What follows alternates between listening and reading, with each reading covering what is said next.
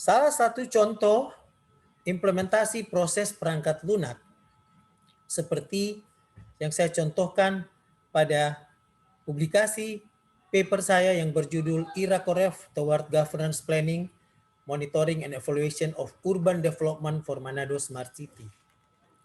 Paper ini sudah dipublikasikan di konferensi internasional ICAXIS tahun 2013 dan kemudian sudah terindeks di Scopus di tahun 2014. Paper ini menunjukkan sebuah contoh penerapan proses perangkat lunak dengan menggunakan metodologi PAUS.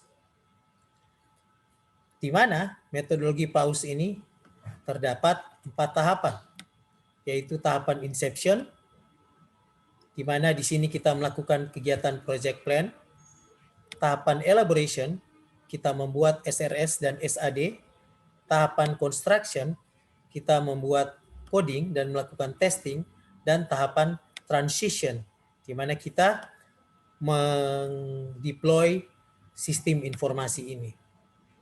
Nah, dokumentasi yang kita munculkan pada saat inception, misalnya kita melakukan estimasi perangkat lunak.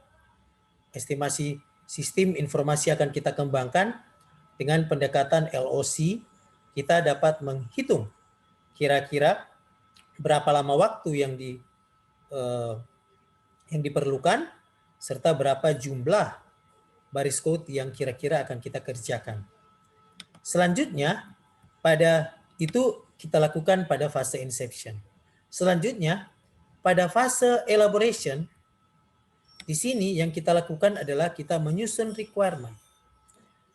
Nyusun requirement seperti yang kita sampaikan pada paper ini, kita membuat yang namanya user story priorities terlebih dahulu, prioritas user story, di mana kita meminta setiap stakeholder untuk bercerita dan memberikan gambaran tentang requirement seperti apa yang akan dimunculkan. Kemudian dari kumpulan user story tersebut kita menyusun fitur. Jadi fitur yang akan kita buat diambil dari setiap user story dari stakeholder yang terkait. Nah, itu pada fase elaboration.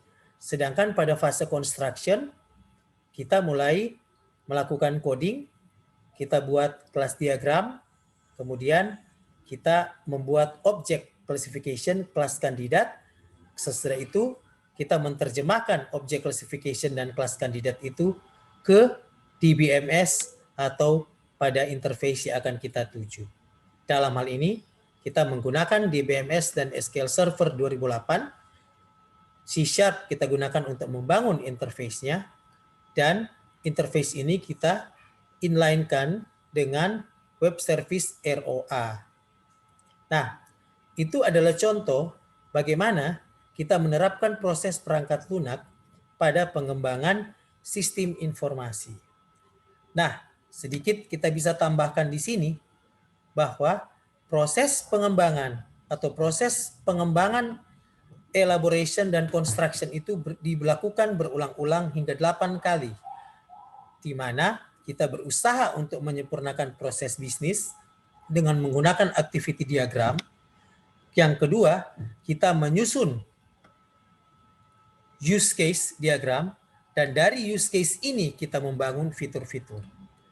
Proses iterasi atau perulangan pada fase elaboration dan fase construction ini dilakukan hingga 8 kali, sehingga proses tersebut dapat selesai. Nah, pada bagian ini juga kita berusaha untuk membangun interface dengan menggunakan C#, kemudian kita kombinasikan dengan DBMS. Sesudah itu kita lakukan testing, dan kemudian proses itu, sistem informasi itu dideploy ke servernya klien.